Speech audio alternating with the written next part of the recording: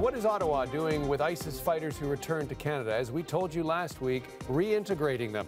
But they are giving Canadians, are we getting reliable information about the so-called terror travelers who are actually here? Those are two of the big questions opposition critics and journalists aimed at the federal government this week. CBC's Evan Dyer reported this week that the feds don't have a lot of data on interventions and radicalized returnees.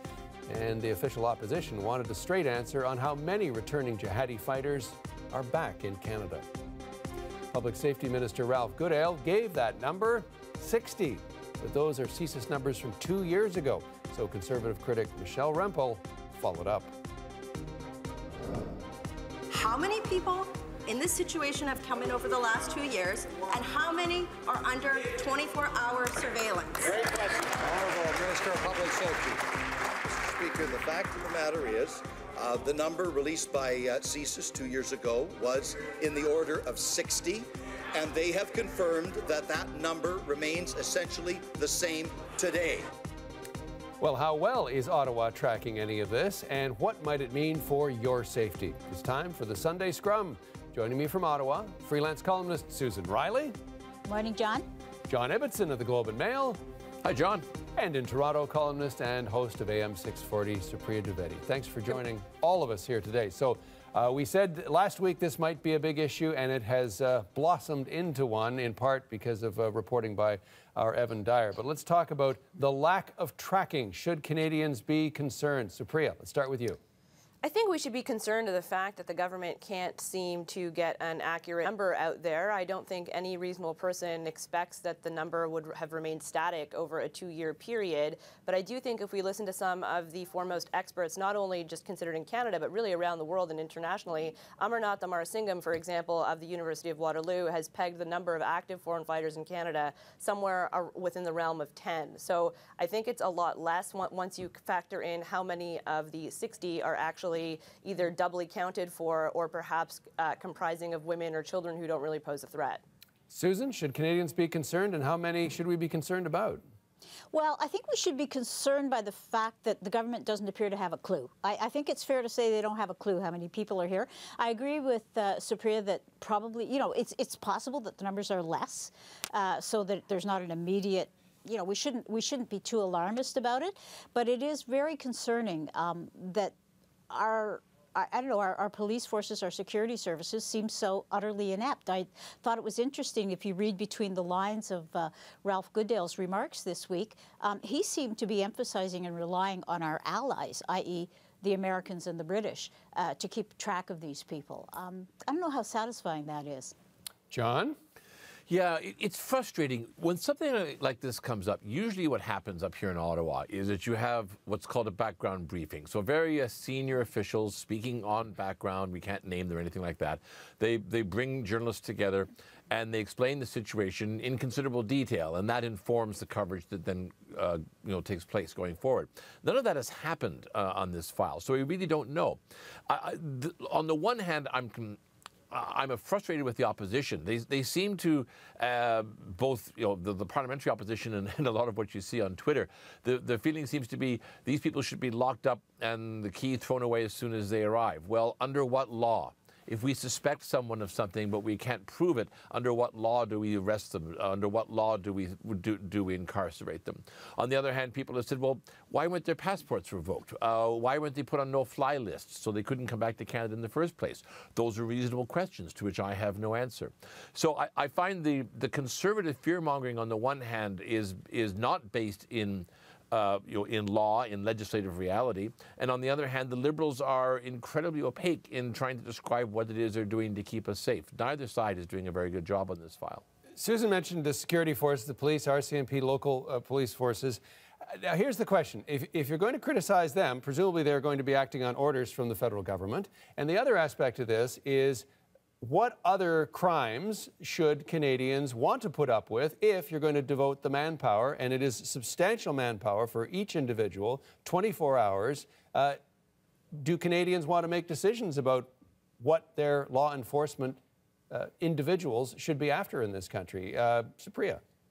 I mean, I don't think we should ever be in a position where we say we need to put more resources towards terrorism monitoring, therefore we should all expect more carjackings to happen because that's just the way it is. I think realistically we can probably walk and chew gum at the same time. It is, though, very, very much a resource-intensive thing once we're talking about 24/7 surveillance. So I think we need to get an accurate number of to who exactly amongst the people that are here need the 24/7 surveilling. And just I wanted to touch on something that John noted, which is quite right, when the opposition criticism isn't necessarily rooted in reality, because the other thing I would point out is you don't want some of these radicals sitting in a prison radicalizing others, so you have other people that can potentially become radicalized while they're sitting there, and then once they're released from prison are back on our streets with radical ideologies.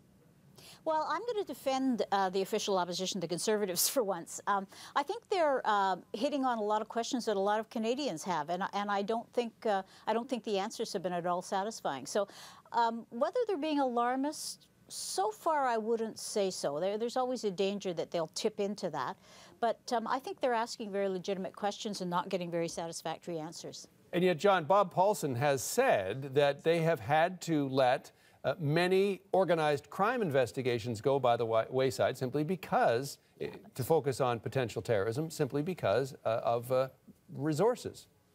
Well, and then it goes back to the question that I had at the beginning. Why were they allowed back into the country? Why were their passports not canceled as soon as we knew that they had left? Why were they not put on no-fly lists? Why are we devoting those resources to these people?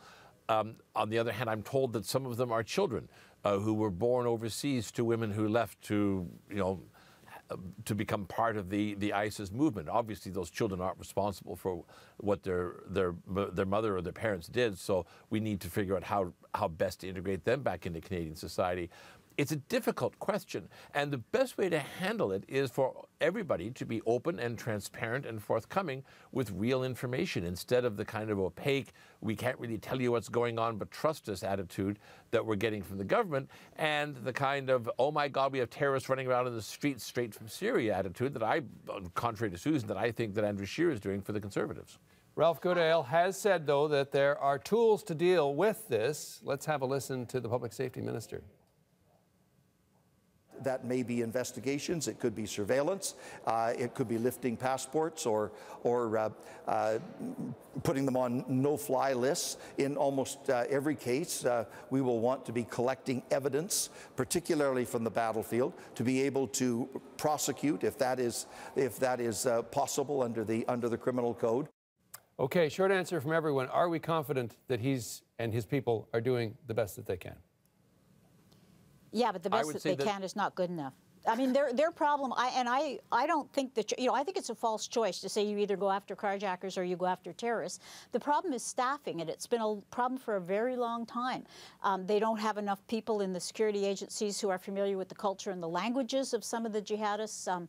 They're probably allocating their resources in not necessarily the most useful way. I think there's a big problem. There's been a problem in the RCMP for a long time. The relationship between the RCMP and CSIS has been, somewhat improved, but it's always been problematic. I think we have a real problem with our police and security forces. Let's listen to a professor who says, probably agreeing with you, Susan, to the extent that he argues that Canada is years behind our allies in dealing with radicalization and attempting to deal with it. Let's have a listen to this professor from Waterloo. Here in Canada, we're late. We're just starting to get some programs going along these lines.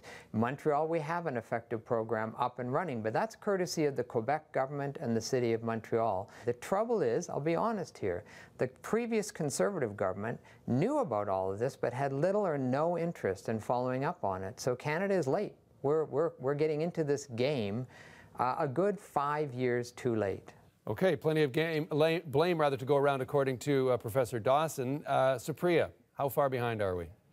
I mean, evidently quite far behind, and I think we should be looking to Quebec and the City of Montreal as a model. There's no reason why we can't import exactly what they're doing just a few hours down the 401 exactly around the entire country. And I think once you look at some of our other allies and what other jurisdictions are doing in terms of preventative work, but also reintegration work, they are doing a better job. And it does beg the question why. And I mean, the current federal government can't blame the last federal government forever. There comes a time time where the buck stops at them, and they're going to eventually have to take responsibility for the file. But if you're someone in CSIS or RCMP or the federal government and you're watching this program right now and you're grinding your teeth, let me help you out. Yes, how many terrorist incidents have taken place in the United States in the last few years? Quite a few. How many in Great Britain? Quite a few. How many in other European countries? Many. How many in Canada? Almost nothing. So while we criticize them and claim that they're not doing enough and that they're ineffective and they're virtually incompetent, we actually have a pretty good record in this country of not having terrorist incidents take place. I assume that's because our security services are doing their job.